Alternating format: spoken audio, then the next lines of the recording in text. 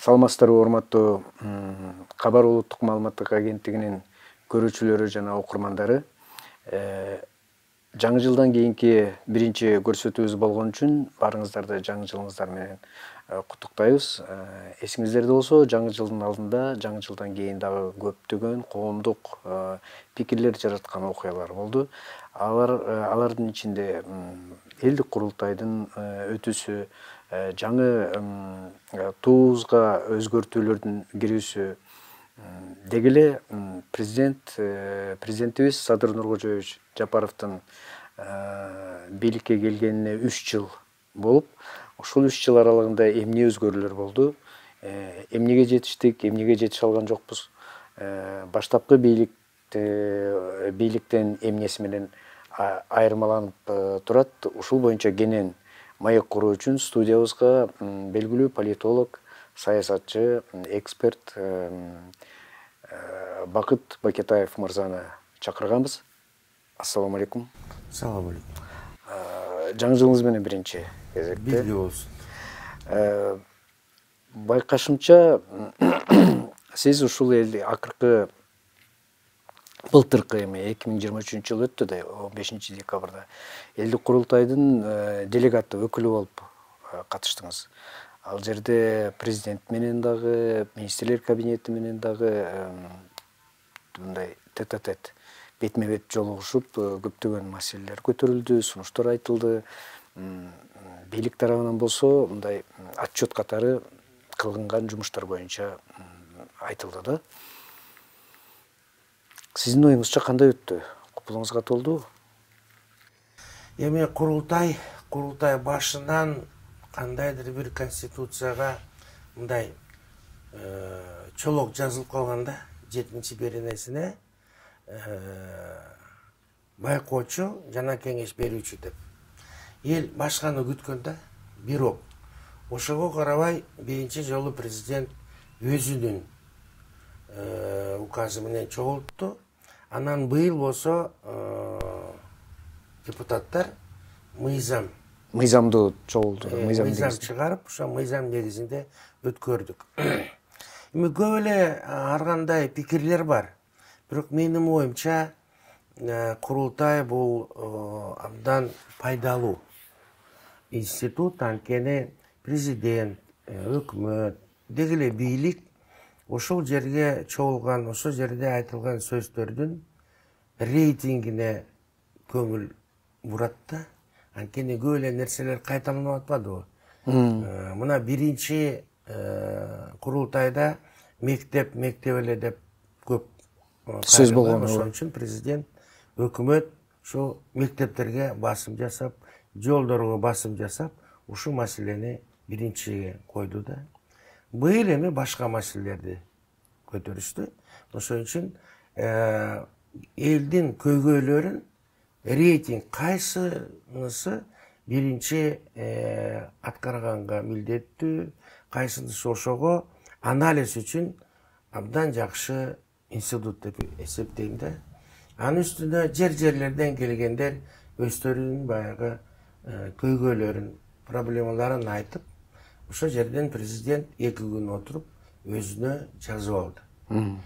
Бул баягы өздөрүнө баш ийген мекемелерден эмес, түз элдин өкүлдөрүнөн ошону укту да өзү.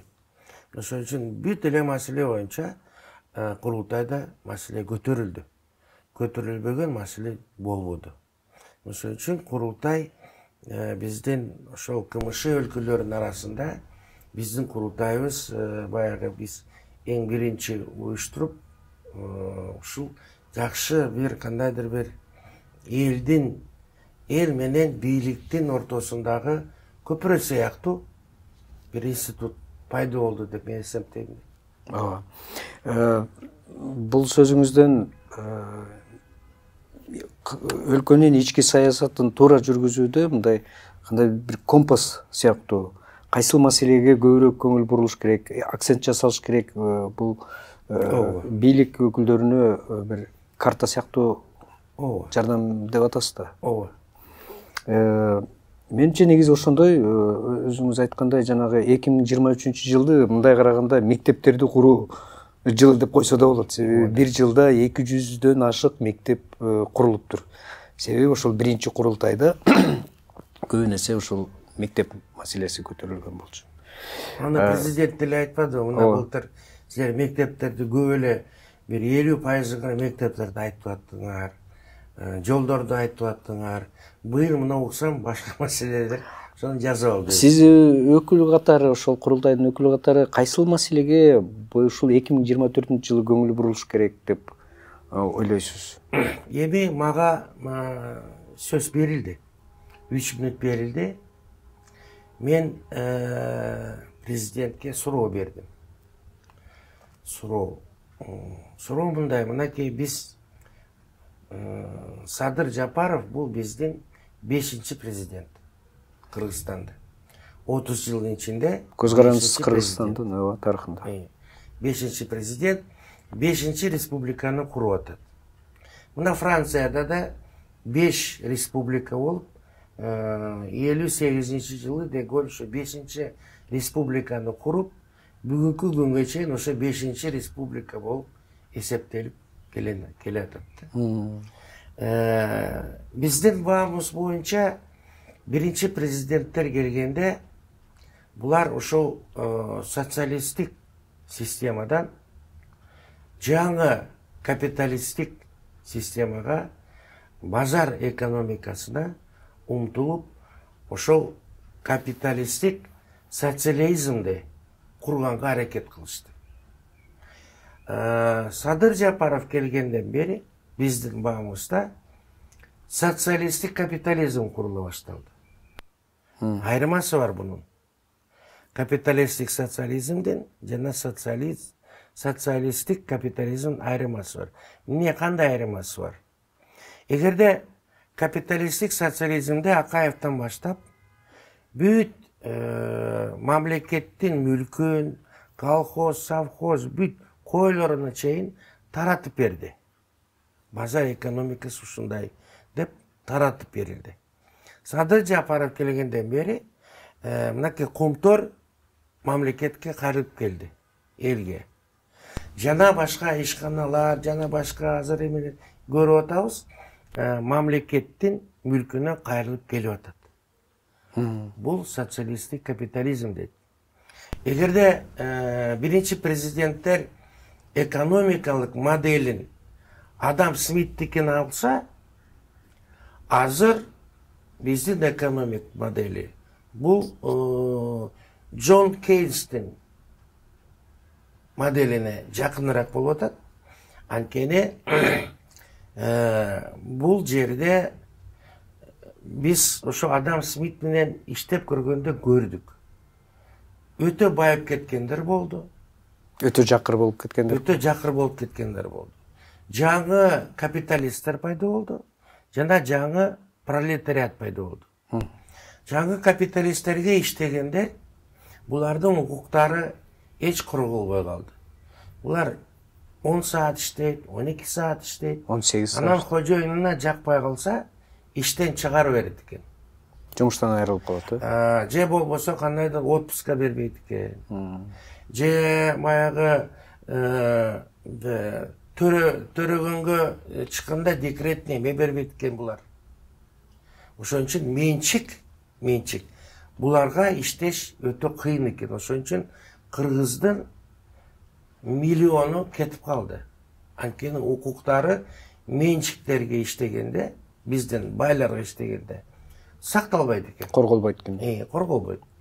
Мына азыр мамлекеттик ишканалар пайда болуп атат. Мына Кумтөрдөн баштап жана башка ГЧП деп коет. Кыргыз индустрия, мына фарм индустрия дагы мына мамлекеттик болуп атат.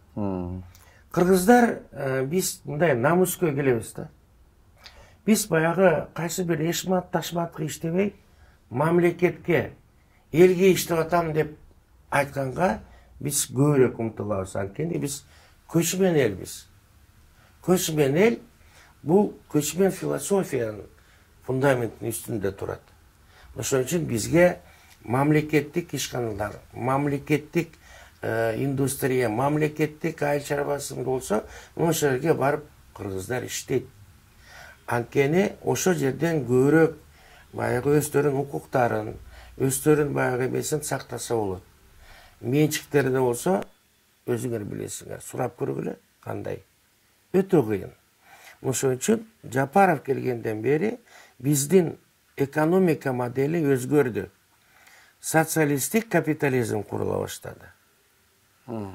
Жана Джон Кейнстин негизинде мамлекет биздин кээ бир бааларга, мына көмүргө, унга жана башкага киреше баштады. Бааларды. Ошон үчүн биздики азыр модель экономика өзгөрдү. Бул мындай так айырмачылык, баштапкы айырмачылык. Ооба. Мурун эгер Адам Смиттики болсо, капитализм деп экономикалык хаос болуш керек да. Экономика, базар экономикасы өзү баасын коет. Ага мамлекет аралашпаш керек. Бул Адам Смит башында баштап азыркы мына либертарианский экономиканы көздөгөндөр ошондойду эңсейт, байып алгандар. Ал эми бизде жакыр жашаган адамдар бар. Ошон үчүн мамлекет бааларга киригишип, налогторго бүт баягы мамлекетке чогултуп, кандайдыр бир социалдык жардам элге берүү үчүн байлардан көбүрөөк алып, прогрессивный налогду киргизип, баягы биздин карапайым элге социалдык маселелерди чечиш үчүн ошолорго киригишип иштейт. Бул Джон Кейнстин модели. Менимче бул туура багыт. Бул албетте элге жагат. Эл көптөрү билет мурун социализмде жашагандар, мына мага окшогон пенсионерлер.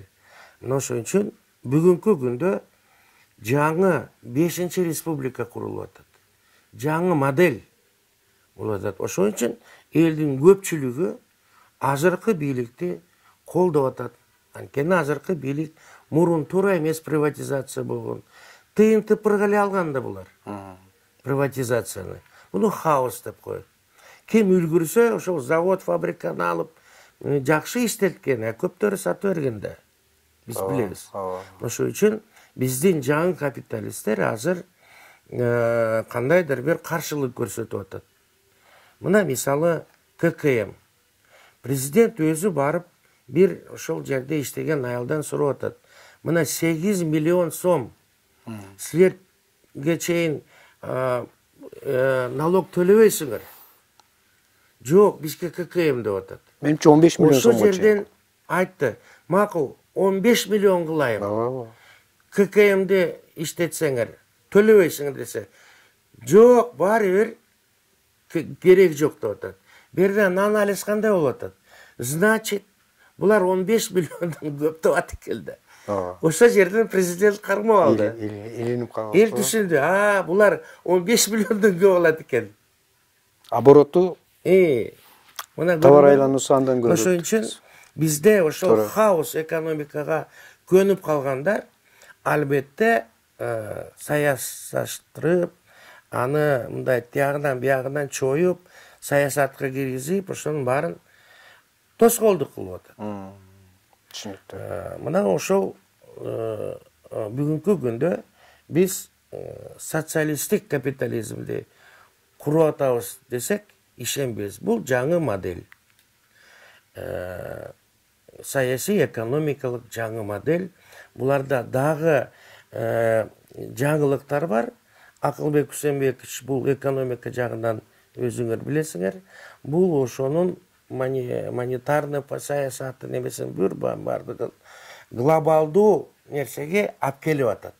Эгер ошо поездды азыр нормалдуу жүрүп кетсе, анда карапайым элге, жөнөкөй баягы элге жакшы болот деп ойлойм да. Негизи политологдор, эксперттер өзү көз ачык адамдар болосуңар. Негизичи кээ бир эмес көпчүлүк мезгилде айтканыңар төп келип туура чыгып калат да. Менимче сиз айткандай эле болсун. Анан ошол эсиңизде болсо, курултайда дагы бир эсте калчу, элдин эсинде калчу бир окуя болду. Ал тоо маселесине байланыштуу. Өлкө башчысы өзү абдан мындай суранып, ушуну өзгөртүүгө уруксат берсеңер деп. Андан кийин эле жаңы жылдын алдында жаңытуу илинди. Мына жаңы жылдан кийин болсо биротоло жаңытуунун жанагы үлгүсү бекитилип кабыл алынды да. Ушул тууну кабыл алынган тууну сиз айткан, жогоруда айткан 5-чи курулуп аткан 5-чи Кыргыз Республикасынын мындай жаңыланган символу катары кабыл алсак болобу? Ошондой да, мен эми президент менен невербалдуу түшүнүп атам. Буну башында эле президент айтканда мынча көп негатив болбойт эле. Анткени берде мындай.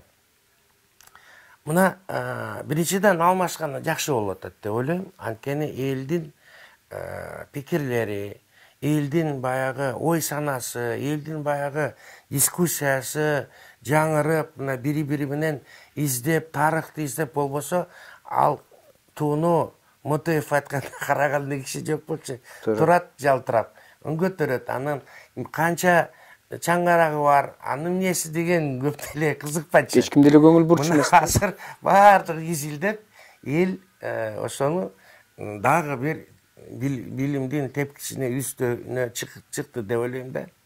Эми менин баамда, мен деле өзүм бир вариантым чыгардым. Сиздин жана мемиңиз чыкты го, жарымы тармал, жарымы түз болсун деген. Сиз өзүңүз чыгардыңыз буну? Ооба, Шакиевди унутуп, бир жума мени ошол жердин баардыгын ар кандай сүрөтмөдөн тартышты. Бул да жакшы. Мына мындай да, менин оюм мындай болчу. Эми баягы мындай биздин эски желегибизде мындай толкун сыяктуу күндүн нурлары бар эмес беле? Мен ойлоп, бул чындык ортодо болот да. Оңдо, өйдө достор. Бул ортороктон издесең, ошо жерде чындык, акыйкаттык бар да. Ошон үчүн мен ошо акыйкаттыкты издеп, сунуш киргиздим да, мында жарымысы эскиси калсын, толкун катары, а жарымысы түз болсун дегенде, бул биринчиден эл менен бийликтин ортосундагы кандайдыр бир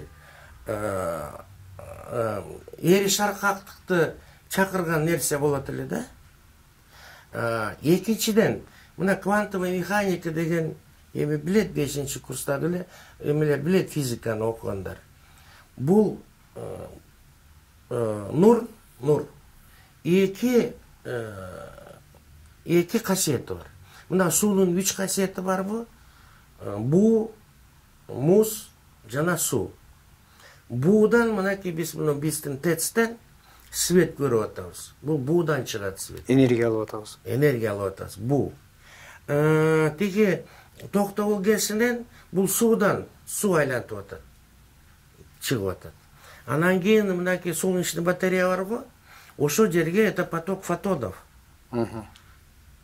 Нур күндүн энергиясы. Мындай эме жок. Электромагнитный эмеси жок. Бунун поток фотонов. Квантовый физикада корпускулярно-волновой дуализм деген 19-кылымда чыккан. Ошон үчүн биздин нур мындай жалаң электромагнитный толкун болбойт. Дагы поток корпускулов болот. Это перемешка болот, мындай аралашма. Эки касиети бар. Ошон үчүн эгерде биз баягы билимдүү эл катары мындай четманып билинсек, ошо экөөнү тартып койсок, ар бир физик экинчи, үчүнчү айтат да, туура нурдун эки касиети бар. Бирөөсү толкун, бирөөсү түз. Жана бул философия жагынан эл менен бийликтин мына эришаркагы, жана бул бая тарыхый преемственность деп коет. Эскини баягы ыргытпай, ошонун жанына жаңы кошкондо, ошондо өнүккөнгө символ болот эле да. Анан ошону айтсам, даже ошо жакпады элге. Көрдүңөрбү, эмне үчүн? Анткени эл бул биздин баягы күндүн нурлары мындай толкон окшоп турбайбы? Көз көнүп калганда, көз көнүп калган. Бул баягы биздин Кыргыздын ойме чиймесине катары кабыл алынып калганда, ошон үчүн жаңы эбеге дайыма эл ар кайсы жаңылыктарды эл дайыма консервативдүү кабыл алат. Бул элдин касиети, коомдун касиети. Бул бир эле кыргыз элиндеби же жалпы эле? Жалпы элде жаңылык келгенде муну албайт. Мына азыр электромобилдер келди, көптөр албай жатат. Мурун баягы кнопочный телефон бар эле, муунда чыкканда көптөр жаңылыкка абдан астелдил карайт да эл. Ошон үчүн азыр да президент сунуштаган эменде да эл мындай консервативдүү карады да. Бирок мен айтып атпаймынбы, биз азыр кайсы ой менен муну алмаштырды деп эл сурап атат. Менин оюмча, азыр мынакей биз социалисттик капитализм куруп атабыз. Мурун капиталисттик социализм болчу. Мурун Адам Смиттин модели менен жашачу элек, азыр Джон Кейнстин. Ошон үчүн ошону белгилеш үчүн балким президент ошондой сунуш киргизди спикерге. Төрагага Шакиевке айтты. Азыр биз жаңы заман куруп атабыз. Жаңы доор, жаңы Кыргызстандын тарыхы түз чечилиш керек. Эч кандай кыйшык-мыйшыгы жок. Ошон үчүн ошондой кылайлы, ушул элге символ болсун. Мен да айтып кетет элем, мурун баягы тойго 6-га чакырса, 7-ге 8-ге келчү эмес белек. Азыр 6-га чакырса, 6-га барыш керек деген символду түз Германия, немистерге окшоп түз символ ошого чакырат. Тартипке чакырат. Түз нурлар. Анан кийин кыйшык мындай нурлар, булар ар кандай меге чакырат эми, макул биз кыргызчылык анан. Бул сөзүңүзгө мен аябай кошулам. Бул аябай сонун мындай салыштыруу болду. Негизи ооба муну мындай жалбырттап турган жалын катары кабыл алган менен, эгерде бул символика катары иштегенде, бул жанагы конъюнктура, кызыкчылык, кандай болот, биягы болот, бойдалуу, бардык нерсе мамлекетте түз, так жана ачык аткарылыш. Азыр 5-чи республиканы куруп атабыз. Мына Францияда 58-жылы баштаган булар 5-чи республиканы. Мына 200 жыл болду, 100 жыл болду. Булар куруп атат. 65 жыл болду. Негизи бул мына биз азыр 5-чи республиканы куруп атабыз. 5-чи республиканын философиясы түз, так, күндүн нурларды түз, так болуш керек. Андай мындай кыйшык-мыйшык, ийрүү-бүйрүү, андай заман бүттү, андай доор бүттү деген символ. Ошол сыяктуу деп мен сиз айтканыңыздай эле болсун деп тилек кылалык. Бирок мына жаңы жыл өттү, жаңы жылдан кийин жаңы туу илинди деп айттык. Азыр Кудайга шүгүр борбордук аянтыбызда желбиреп турат. Ого келсе бул туу дагы бизге көнүмүш, жан дүйнөбүзгө жакын болуп калат. Негизгиси өзгөрткөнгө да, сүйлөгөнгө да туубуз бар экенине сыймыктанышыбыз керек. Муну менимче ар бир жаран эсинен чыгарбаш керек да. Бирок ушул туунун тегерегинде, деги эле коомчулукта болуп аткан кээ бир окуялардын тегерегинде ошол эле жанагы сиз айтып аткан абдан байып кеткен капиталисттерди жана коррупциялашкан жумуш иштерин ачууда, мисалы үчүнчү, жана салыктан жашырган жанагы пайдаларын ачыкка чыгарууда кээ бир күчтөр дейбизби, кызыккан адамдарбы, эми 5-30 жылда ар кандай бийлик болду да, ар бир бийликтин убагында жакшы жашагандар болду, байып кеткендер болду, пайда көргөндөр.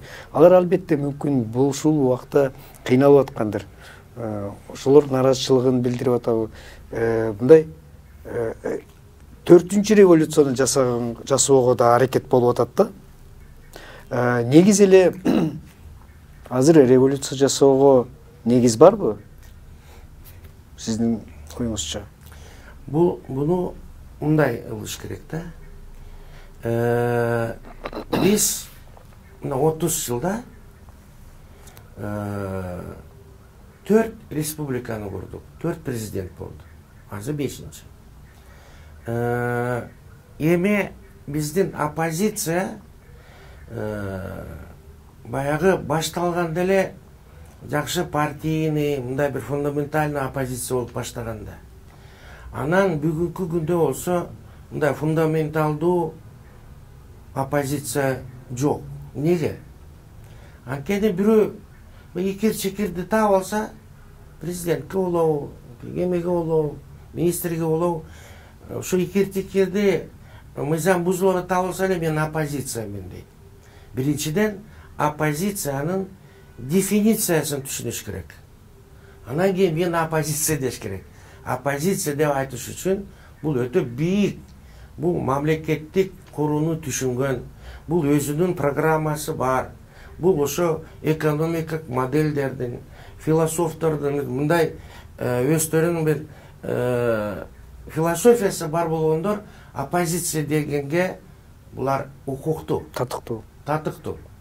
Анан кийин тетиги Ташматтын тиги тууган экен, мындай экен, бул мындай экен деген бул патриот. Бул оппозиция эмес. Балким бул кандайдыр бир коррупцияны тапты, туура эмес нерселерди тапты. Бул оппозиция эмес. Бул ошол жарандык патриот, жарандык активдүүлүк, активист, андан кийин журналист, андан кийин тиги бул жок. Бул оппозиция деген мына мисалы биздин азыр президенттик конституция. Туурабы? Жок, мен парламенттик конституцияга деп ошого иштеп атам десе, мына ошону оппозиция деш керек. Андан кийин майда чурда майдаланып кетти да, булар майда барат болуп кетти. Ошон үчүн жок, биз парламенттик конституция курушубуз керек. Биз ошол системаны иштешибиз керек дегендер, мына мен оппозиция болушум керек. Дагы менин баамымда бүгүнкү күндө ушул кайра революция кылганга андай күчтөр жок. Бүгүнкү күндө андай лидерлер да жок. Мына лидерлер Текебаев түшүнүп, барып кошулуп, азыркы бийликке жардам берип атат. Ошол эле Садык Шернияз түшүнүп, бул жерде азыр бийлик күчтүү келди, эме келди деп тияка кетишти. Ошон үчүн оппозиция деген бул системный модель эмесин бардыгын фундаменталдуу макросын экономиканын өздөрүнчө кура тургандар болсо, ошолор оппозиция деш керек. Анан кийин оппозиция азыркы бийлик, ошол эле президент, ошол эле Камчы Кыдыршевич, эгерде мындай ачык, конструктивдүү оппозиция болсо сүйлөшөт экөөтө. Эч мындай качпайт, эметпейт. Эгер айтса, жок, муну конституцияны өзгөртөлү, мына 3 жыл иштеп атабыз президенттик. Бул тигиген барып атат, мындай биз мындай кылайлы деп ачык айкын парламентте, пожалуйста, сүйлөсө болот. Анан кийин митинг чогултуп, так? Анан кийин элди баягы эметип, кайра төңкөрүшкө чакырса, булар эми оппозициянын деңгээлин түшүрүп атат да. Булар жөнөкөй буларды террорист деп эле бийликтин куралдары бар. Ошо менен пайдаланып эле отургуза берет. Булардын артынан партия да жок болот. Колдогон адамдары да майда барат, тияка бияка кетип калат. Ошон үчүн мына Америкада. Мына азыр демократ Байден согуш жүргүзүп атат. Ага каршы республиканецтер эмеден, конгресстен каршы кол көтөрүп атат. Акча бербей жатат эмелерге, финансыдан. Аларга каршы өздөрүнүн CNN телевидениясы бар, сүйлөп атат. Бирок ошонун маданияты бар да. Бизде ошон үчүн оппозиция ушул саясий маданияттуулукту көтөрүп, ошон негизинде иштесе, бийлик иштейт, эч бир эметпейт, айтпайт. Ошол конституциянын, мыйзамдын ичинде иштеп айтып турса, угат бийлик. Анын өздөрү оппозиция болгон. Садыр Жапаров оппозиция болгон, Камчы Ташиев Бардык оппозиция болду. Ошон үчүн биздин ошо саясий маданияттуулукту көтөрүш керек да. Анан кийин бирок каршы чыгып эле сен туура эмес кылып атасың, Садыр Жапаров, сен кет, мен эле болоюм деген оппозиция. Эл артынан барбайт да. Туура. Бул элди башкарыш үчүн, биринчиден өздөрү мамлекеттүүлүктү түшүнүш керек, ошол жерде иштеш керек. 1-2 жыл. Мамлекетти кандай курат? Мына Садым Нургузович аз эле иштеди да мамлекеттикке. Кандай кыйналды, министрлерди улам түшүрүп алып атты. Бул оңой иш эмес. Азыр деле ошондой болуп атпайбы? Оңой иш эмес. Анан ошон үчүн өздөрү бир депутат айтпадыбы? Өздөрү бир туалет курбай, анан кийин өкмөттү үйрөткөндө таң каласың. Бизде тилекке каршы ошондой адамдар аябай көп. Могул сөзүңүзгө мен абдан кошулам. Себеби оппозиция десе эле бул абдан туура. Сиз айткандай, жана жогоруда айткандай, мындай саясий багытты же болбосо экономикалык модельди сунуштаган, башка альтернативдүү жолун сунуштаса, эгерде азыркы болуп аткандан жакшы варианты болсо, муну оппозиция десе болот. Ошол эле экономика модели, мына Джойс Кейнстики бар, Фридмандыкы бар, мына Флипстики бар. Жок, Кейнстики жарабайт, давайте Фридманден деп айтып, жогорку кеңештен эметип, ошол эмесинсе, артынан партия чогулат. Демек, могул сөз эркиндигине жамынып, же болбосо пикир айтуу эркиндигине жамынып, демократия биз эми биздин каныбызда да кыргыздардын жанагы кандай болгондо дагы, кандай күн болбосун, баары бир ой пикирин айтып атып өлөт да, мындай унчукпай калбайт. Бирок ошону сиз айтып атасыз да, мындай кандайдыр бир нерсеге басым жасап айтса, конструктивдүү сын пикир болсо деген ойду айтып атасыз да, туура? Ооба, конструктивдүү оппозиция булар мунуга туура эмес деп эле коюш эмес. Мунуңар туура эмес, мындай кылсаңар мына мынча бюджетке түшөт. Эгерде бул жол менен барсаңар, анда бюджетке 10 эсе көп түшөт. Ушундай барайлы деген, мына ушуну оппозиция десе болот. Анан жөн эле биаңар туура эмес деп эле туура берсең, аны айтыш оңой эле, аны мектептеги окуучуга айтсаң, ал деле айтат, муну жакпайт. Туура. Ошон үчүн, анын үчүн билимдүү болуш керек. Тажрыйбалуу болуш керек. Андан кийин баягы көкүрөктө эметип эле чыга берсең, жаштарды көрдүк. Туура. Жаштар бирдеке болсо эле айтпай эле коелду. Ошон үчүн тажрыйба керек. Туура. Эми сиз Дасыкандай саясаттануучусуз. Өлкөдө эмне болуп атканын көрүп турасыз.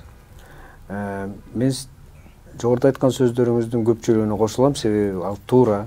Мен да ошондой ойлойм. Эми бизде мындай да, туура айтсаң пактакор дейт, пактачы дейт, бийликке жагынып атат дейт. Туура эмес айтсаң оппозиция дейт. Ушул биз эки тарапка, коомду экиге бөлүп, ошол кандайдыр бир кызыкчылыктарды ишке ашырып алуу аракети көздөгөн адамдардын көпчүлүк болуп атканы мындай бир аз кайгыртат да. Сиздин ушул Дасыкан саясаттануучу катары бизди бир алдыңкы жылдары Кыргызстанды кандай келечек күтүп турат? Биз кайда барабыз? Пактакорлордун чоңдору мен болом. Мен суроо берейин. Эмне үчүн Нобелевский лауреаттардын 70% еврейлер? Билбейсиң. Эмне үчүн Оскардын лауреаттары жарымысы еврей? Эмне үчүн дүйнөдөгү эң байлардын арасында жарымысы еврей? Мен муну абдан жакшы билем. Эмне үчүн? Себеби абдан билимдүү эл. Жок. Биринчиден. Экинчиден. Бул эскини айтып атасыз. Жок, эски эмес. Экинчиден бири-бирин абдан колдойт. Бул эски. Эски. Жаңысын мен сага Жаңысын айтыңыз анда. Анткени еврейлер баласы окуп атканда, мисалы математикадан жаман билип, бирок литературадан жакшы болсо, же сүрөт тартса, математикасына урушпайт. Ай сен жакшы сүрөтчү экенсиң, мына сен жакшы тартып атасың то. Башкасы сүрөттү жаман тартып, математиканы билсе, сүрөт үчүн урушпайт баласын. О сен күчтүү математик, эң күчтүү математик экенсиң деп мактап, ошол жагын чыгарат.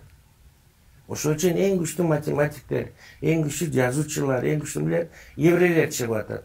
Биз болсо жакшы сүрөт тартып атса, математикасын билбейсиң, отур оку деп кыйнайбыз баланы. Ал ошол жарым энергиясын бияка кетирет. Сүрөткө кетирбей. Ошон үчүн мен Бакиевден баштап бүт президенттерди жакшы нерселерин жакшы болуп атат деп мен айтып келип атам. Мунулар жакшы, дагы жакшыраак кылгыла. А жамандарын биздикилер өздөрү эле табылат. Жаратылышта арылар болот. Арылар гүлдөрдү кыдырып бал чогултат. Туура. Жана доңуздар болот. Доңуздар тезекти издейт. Чымындар, доңуздар. Доңуз, доңуздар ушул эмени издейт, тезекти иштейт. Экөө тең керек жаратылышка. Эгер доңуздарды жок кылсак, тезек менен көмүлүп калабыз. Көрдүңбү? Эгерде арыларды жок кылсак, таттини билбей калабыз. Дамын сезбей калабыз, туура. Дамын билбей калабыз. Ошон үчүн доңуздар да керек бизге.